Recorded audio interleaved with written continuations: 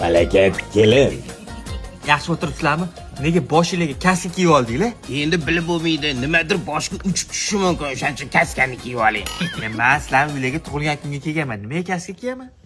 Yetmadi demay mehmon.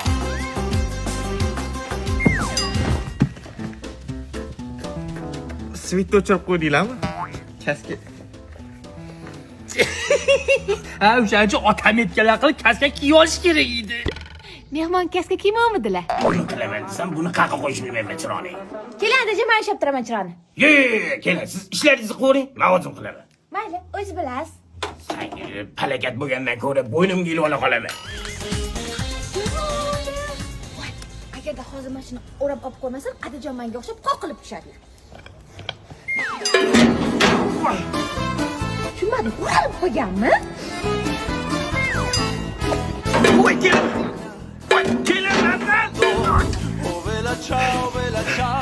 Yaxshiyam shu shlem bor ekan.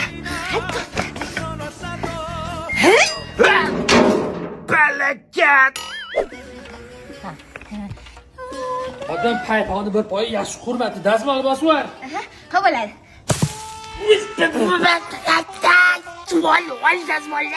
Ya nima bo'ldi? Tinchlikmi? Oyog'im kuydi. Ey, adajon, shuni o'g'lingizga